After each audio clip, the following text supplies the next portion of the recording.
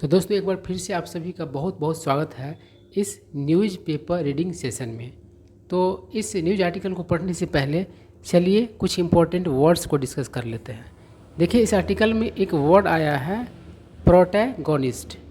Protagonist का मतलब होता है मुख्य किरदार, जिसको आप लोग हीरो कहते हैं। तो कोई भी फिल्म हो या स्टोरी हो तो उसका कोई न कोई प्रोटैगोनिस्ट ज़रूर होता है, मतलब मुख्य किरदार ज़रूर होता है जिसके इर्द गिर्द ही पूरा कहानी चलता है या फिल्म चलता है, जिसको आप लोग हीरो कहते हैं। ठीक है। उसके बाद एक वर्ड है हैंडल बार मस्टैच।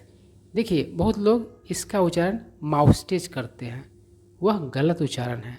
सही उच्चारण होता है मस्टैच या फिर मस्टॉस, और इसका अर्थ होता है मुछ। ठीक है। और हैंडल बार मस्टैच का अर्थ होता है ऐसा मुछ जो ऊपर की ओर मुड़ा हुआ हो। जैसे कि मैं बनाने की कोशिश करता हूँ, मान लो इस टाइप से रहता है, ऐसे मुड़ा हुआ, और इधर से भी क्या होता है, ऐसे मुड़ा हुआ रहता है। तो यह कैसा मुछ है, हैंडल बार मस्टैच है। ठीक है। उसके बाद है फेबल, मतलब ऐसा पारंपरिक कहानी जो हमें नैतिक सीख देते हो और जिस कहानी के पात्र एनिमल्स हो, मतलब जानवर सब हो। ठीक है। जैसे कि हो सकता है आप लोग मतलब जानते होंगे, एक फेबल के बारे में पढ़े होंगे, कछुआ और खरगोश का जो मतलब कि एक फेबल है।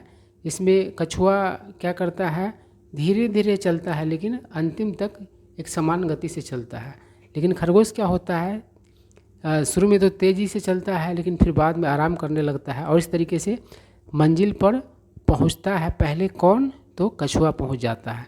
तो उससे हमें नैतिक सीख मिलता है कि हमें रेगुलर चलना चाहिए, और धीरे धीरे ही चले लेकिन रेगुलर चले। ठीक है। और अब उसमें पात्र कौन है, तो कछुआ और खरगोश है तो जानवर ही पात्र हुआ। तो ऐसी कहानी को फेबल कहा जाता है। ठीक है। उसके बाद है स्प्रॉलिंग। स्प्रॉलिंग मतलब फैला हुआ। ठीक है। उसके बाद है डीटर। डीटर मतलब होता है भय दिखाकर रोकना, मतलब डराकर रोकना। जैसे कोई आदमी कहेगा कि मैं यूपीएससी का तैयारी करूँगा, तो बहुत लोग डीटर आपको करने लगेंगे, कहेंगे अरे यार यूपीएससी का तैयारी क्यों करोगे, उसमें बहुत समय लगता है, उसका हो नहीं पाया, तुम्हारा हो पाएगा क्या। तो वह आपको डीटर कर रहा है। ठीक है।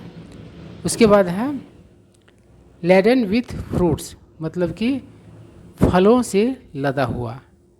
ठीक है। अब फ्रूट्स की यहाँ पर जगह पर कुछ भी हो सकता है, उसी चीज़ से लदा हुआ हो जाएगा, है ना। तो लेडन में मतलब क्या होता है, से लदा हुआ। उसके बाद है टर्न अप। टर्न अप का अर्थ होता है आना। अब देखिए पैसेज में या न्यूज़पेपर आर्टिकल्स में वर्ड्स अगर कम दिया रहता है तब तो आप समझ जाइए कि कम मतलब आना होता है, लेकिन उसके जब टर्न अप दे दिया तो फिर आपके लिए तो मुश्किल खड़ा हो जाएगा ना, इसीलिए आपको जानना होगा। ठीक है। तो टर्न अप मतलब होता है आना। उसके बाद है रेप्रीमॉन्ड या फिर रेप्रीमैंड भी बोला जाता है। इसका मतलब होता है डपटना, फटकारना। उसके बाद है वुंडेड, मतलब जख्मी, घायल। इम्प्लोर, इसका मतलब होता है गिड़गिड़ाना, विनती करना। ठीक है। अब चलिए आर्टिकल पढ़ते हैं। क्या कह रहा है, I was a student of class 4 when I first read Oscar Wilde's popular story the selfish giant. बहुत आसान सेंटेंस है, आप में से करीब करीब सभी इसका हिंदी कर लिए होंगे, समझ गए होंगे क्या मतलब ए लाइन कह रहा है। तो क्या कह रहा है, कह रहा है कि मैं क्लास 4 का स्टूडेंट था जब पहली बार ऑस्कर विल्ड का पॉपुलर, है ना, कहानी द सेल्फिश जाइंट पढ़ा। ठीक है। एक पर्सन है ऑस्कर विल्ड, है ना, और उसका ही कहानी है द सेल्फिश जाइंट। आगे बढ़ते हैं। कह रहा है the protagonist reminded me of A solemn old man who owned an orchard अब यहाँ पर देखिए कुछ न्यू वर्ड्स है, इसको पहले जान लीजिए, फिर इसका हिंदी करना आसान हो जाएगा। एक वर्ड है रिमाइंड। रिमाइंड मतलब होता है याद दिलाना, है ना। रिमेंबर मतलब होता है याद करना। और आपको यहाँ पर प्रोटैगनिस्ट वर्ड आ ही गया, तो ये जो स्टोरी है द सेल्फिश जाइंट, उसके ही प्रोटैगनिस्ट के बारे में यह लाइन है। तो वो जो स्टोरी है द सेल्फिश जाइंट, उसका जो प्रोटैगनिस्ट होता है वह मुझे याद दिलाया किसके बारे में, ऑफ सोलम। सोलम मतलब होता है गंभीर, ओल्ड मैन यानी गंभीर बुजुर्ग आदमी, हु ओन्ड एन ऑर्चर्ड, जिसके पास क्या था, तो एक बगीचा था, ठीक है ना। ऑर्चर्ड मतलब बगीचा होता है, और ओन मतलब क्या होता है, किसी चीज़ का मालिक होना, यानी कोई चीज़ पास में होना, है ना। जैसे सी ओन्स अ कार, मतलब उसके पास एक कार है, मतलब वह कार की मालकिन है, ठीक है। तो इस तरीके से ओन का मतलब कि अर्थ निकलता है। अब चलिए आगे बढ़ते हैं, क्या कह रहा है, कह रहा है कि he had a 6 foot frame. अब देखिए फ्रेम का यहाँ पर अर्थ है बॉडी का बनावट, ठीक है ना। तो वो जो मतलब कि बुजुर्ग आदमी था, उसका बॉडी का पूरा समझो कि मेजरमेंट दे दिया है, कितने मेजरमेंट का था, तो 6 फुट का उसका फ्रेम था, ढांचा था। एंड स्पॉटेड, देखिए स्पॉट मतलब खेलना होता है, स्पॉट मतलब खेल भी होता है, लेकिन यहाँ पर स्पॉट मतलब है कोई चीज़ रखना और या फिर पहनना, है ना। और ख़ास करके दिखाने के लिए कोई आदमी मतलब कि स्पॉट करता है, रिस्ट वॉच कोई महंगा सा, मतलब कि कोई महंगा घड़ी पहने हुआ है और उसको दिखाते चलता है, तो पहन भी रहा है और दिखा भी रहा है, तो वही सेंस होता है। और कोई आदमी मूछ रखे हुआ तो रखे भी हुआ है और दिखा भी रहा है, वो सेंस हो रहा है। स्पॉट जो है इस तरीके का कर देता है। तो एक 6 फुट फ्रेम का आदमी था वो बुजुर्ग आदमी, और क्या रखता था, अ हैंडल बार मस्टैच। समझ में आ गया होगा बात। आगे क्या कर रहा है, ही हिज रेयरली हर्ड, रेयरली मतलब कभी कभार, बैरीटोन, बैरीटोन मतलब क्या होता है, यानी कि मध्यम स्वर, ठीक है ना ज़्यादा ऊंचा और ना ज़्यादा नीचा, मतलब बीच बीच का जो स्वर होता है वही कह रहा है। और हियर से हर्ड बन गया, हियर मतलब सुनना, तो उसका कभी कभार सुनाई देने वाला जो बैरीटोन था, समड अप, सम अप मतलब क्या होता है, पूरा संक्षेप में बताना है ना, तो संक्षेप में मतलब कि वर्णन करता था। द पोर्ट्रेट, पोर्ट्रेट मतलब होगा किसी का ड्राइंग या पेंटिंग, है ना। और ख़ास करके गर्दन और हेड वाला जो ड्राइंग या पेंटिंग होता है उसे ही पोर्ट्रेट कहा जाता है। आप तस्वीर कह सकते हैं, है ना। तो संक्षेप में किस चीज़ का भी मतलब कि व्याख्या करता है, तो उस तस्वीर का, ऑफ द जाइंट मतलब उस राक्षस का, इन द क्लासिक फेबल, है ना। एक मतलब कि क्लासिक फेबल था, उसका जो जाइंट था उसी का संक्षेप में वो क्या कर रहा था, तो व्याख्या कर रहा था, ठीक है। आगे देखिए यहाँ पर क्लियर हो गया होगा एक बार, चलो एक बार फिर से पढ़ देता हूँ। क्या कर रहा है, हिज रेयरली हर्ड बैरीटोन, तो किसके बारे में हिज का प्रयोग किया गया है, तो वो 6 फुट का जो मतलब कि शारीरिक ढांचा का जो वो बुजुर्ग आदमी था, है ना, उसका कभी कभार सुनाई देने वाला जो बैरीटोन था, यानी कि मध्यम स्वर का जो आवाज़ था, वो चीज़ क्या करता था, तो संक्षेप में व्याख्या करता था उस चित्र का, जो चित्र था एक राक्षस का, इन द क्लासिक फेबल, यानी कि एक मतलब कि जो क्लासिक फेबल है जिसका नाम हम लोग पहले ही पढ़ लिए हैं, है ना, द सेल्फिश जाइंट, तो उसी के बारे में कह रहा है। आगे क्या कह रहा है, वी हैड हर्ड डैट, हमने सुना हुआ था कि, he had return from England, कि वह इंग्लैंड से वापस आया हुआ था, आफ्टर कंप्लीटिंग हायर स्टडी मतलब उच्च शिक्षा पूरा करने के बाद, एंड और रिटायर्ड और मतलब रिटायर हुआ, एज ए कॉलोनल, कॉलोनल के रूप में, इन द इंडियन आर्मी मतलब इंडियन आर्मी से, ठीक है ना। आगे क्या कह रहा है कि the orchard comprised a sprawling garden, तो जो बगीचा था उसमें क्या था, तो एक फैला हुआ गार्डन था, surrounded by a Lofty wall, तो एक तगड़ा दीवार से वो क्या हुआ था, घिरा हुआ था, उसके बाद कह रहा है it had a variety of fruit trees, और इसमें मतलब कि नाना प्रकार के भिन्न भिन्न प्रकार के क्या थे, तो फल के मतलब पेड़ थे, मतलब फल देने वाले पेड़ सब थे।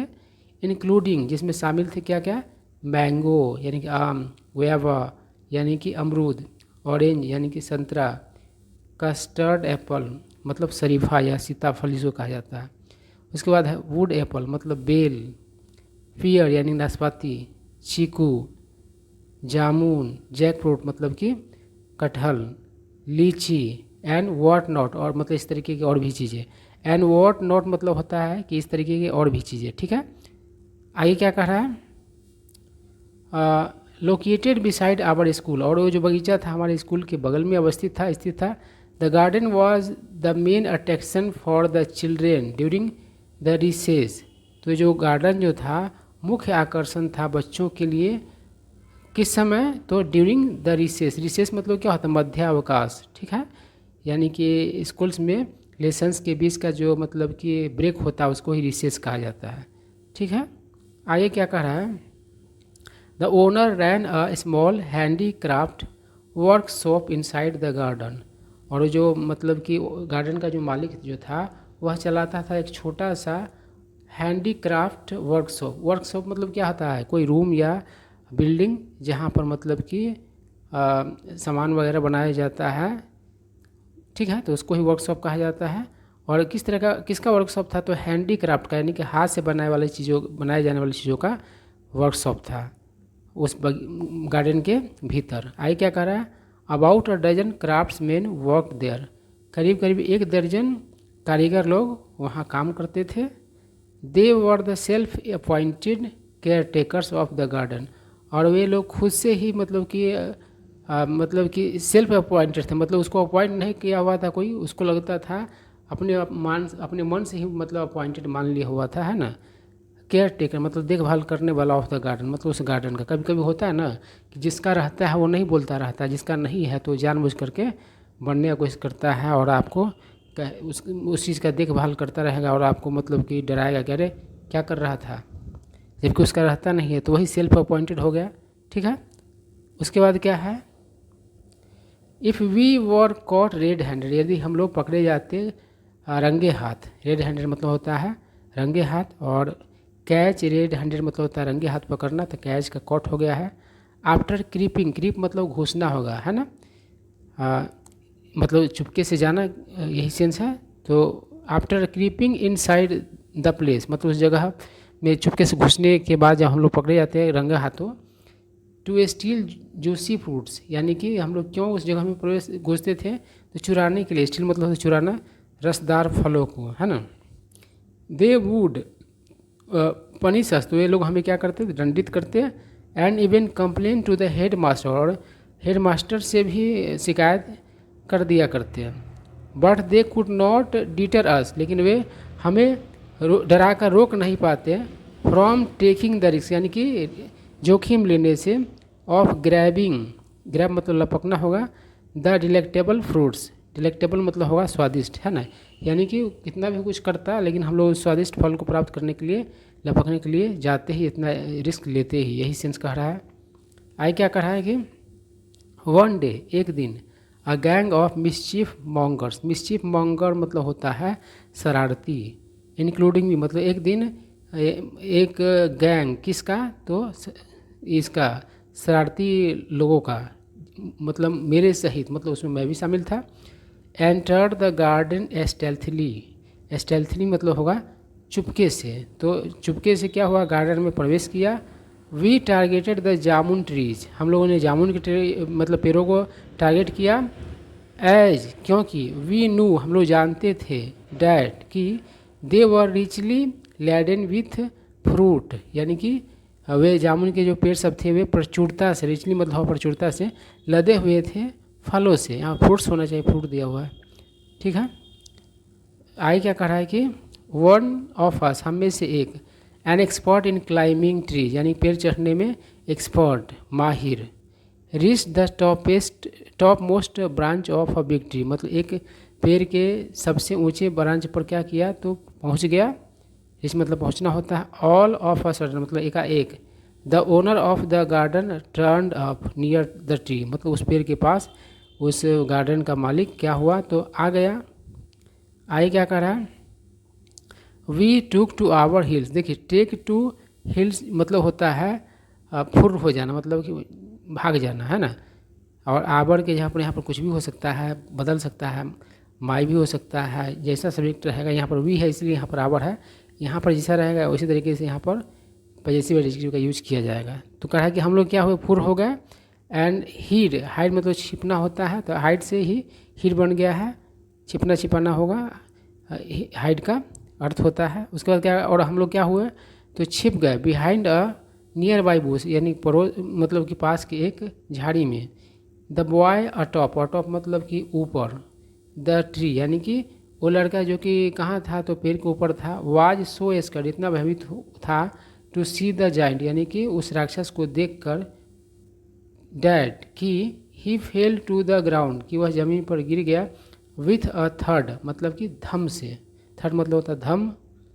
आई क्या कर रहा है कि द जाइंट हैस्टिली मतलब कि जल्दी से, है ना। तो राक्षस क्या किया, जल्दी से अप्रोच, अप्रोच मतलब करीब जाना, तो करीब गया। द बॉय मतलब उस लड़का के, एंड कॉल्ड आउट, हैस्टिली मतलब फ़ौरन होगा, है ना। तो फ़ौरन यानी कि जल्दी से क्या हुआ, उस लड़का के पास गया और and called out his workers, अपने वर्कर्स को क्या किया तो पुकारा, फॉर हेल्प यानी कि मदद के लिए। The boy had broken a leg, लड़का जो एक टंग तोड़ लिया हुआ था। He came out of our, sorry we came out of our hide out, हम लोग अपने छिपने के जगह से क्या हुए तो बाहर आए। हाइड आउट मतलब कि छिपने का जगह, पनाह। आई क्या कर रहा है कि he got to know from the craftsman, मतलब वह जान मतलब कि जाना कारीगरों से, डैट कि we had trespass, trespass मतलब होता है गैर कानूनी तरीके से प्रवेश करना। तो कि हम लोगों ने क्या किया हुआ था तो गैर कानूनी तरीके से पास मतलब कि प्रवेश किया हुआ था ऑन हिज गार्डन, उसके गार्डन में। टू स्टील यानी कि चुराने के लिए, फ्रूट्स यानी कि फल। To our utter astonishment, astonishment होता है आश्चर्य, अटर मतलब होता है पूर्ण। तो हमारे पूर्ण आश्चर्य मतलब हमारे लिए क्या था तो पूर्ण आश्चर्य था, हमारे लिए पूर्ण आश्चर्य। ही रिप्रेमेंडेड, उसने क्या किया फटकारा, हिज वर्कर्स अपने कामगारों को, फॉर प्रिवेंटिंग यानी कि रोकने के लिए, प्रिवेंट मतलब रोकना भी होता है, बचाना भी होता है, अस यानी कि हमें, फ्रॉम एंटरिंग यानी कि प्रवेश करने से, द गार्डन मतलब कि गार्डन में, थ्रू द फ्रंट गेट यानी कि फ्रंट गेट से। आई क्या करा, ही देन मेड अरेंजमेंट, उसके बाद उसने क्या किया तो व्यवस्था किया। मेड अरेंजमेंट मतलब होता है व्यवस्था करना। To take the wounded boy to an orthopedic surgeon, यानी कि उस लड़का को, एक जख्मी लड़का को ऑर्थोपेडिक सर्जन के पास ले जाने की व्यवस्था किया। ऑर्थोपेडिक सर्जन जानते ही, हड्डी वाला जो सर्जन होता है उसको ऑर्थोपेडिक सर्जन कहा जाता है। देयर आफ्टर तत्पश्चात उसके बाद, he patted our heads and backs, उसके बाद कि उसने क्या थपथपाया या सहल मतलब हाथ फेरना भी होता है, तो उसने हाथ फेरा हमारे सर पर और मतलब कि पीठ पर, विथ हिज ह्यूज पाम्स यानी कि अपने विशाल हथेली से, एंड डिक्लेयर्ड और ऐलान किया। डिक्लेयर मतलब होता है ऐलान करना। All the fruits of the garden are yours, यानी कि गार्डन के सारे फ्रूट्स तुम्हारे हैं, ये ऐलान कर दिया। आई क्या करा, फ्रॉम देन ऑन तब से, वी कुड फियरलेसली हम लोग मतलब बिना डरे हुए, मार्च मतलब क्या होता है कुछ करना, मतलब कुछ करते थे, इनटू द गार्डन मतलब गार्डन में, थ्रू द फ्रंट गेट यानी कि फ्रंट गेट से। वी वुड ऑफन इम्प्लोर, हम लोग अक्सर मतलब गिराते रहते थे, द ओनर यानी कि मतलब उस ओनर से क्या करते विनती करते रहते थे, टू नैरेट यानी कि बयां करने के लिए, अकाउंट्स यानी कि विवरण, ऑफ हिज एडवेंचर्स, एडवेंचर मतलब होता है साहसिक काम, फ्रॉम हिज मिलिट्री डेज यानी कि अपने मतलब कि सेना के दिनों के साहसिक कामों का मतलब विवरण देने के लिए, बयां करने के लिए उससे क्या करते रहते थे तो विनती किया करते रहते थे, गिराते रहते थे। He never fail to oblige us, वे मतलब वह आदमी कभी भी मतलब कि असफल मतलब फेल नहीं हुआ हमें एहसान मंद करने में। ऑब्लाइज मतलब होता है एहसान करना, यानी कि हम लोग जब भी कहते तो हम लोग वो एहसान कर ही देता और हमें कहानी विवरण बता ही देता अपने सेना के दिनों का। तो यही स्टोरी था।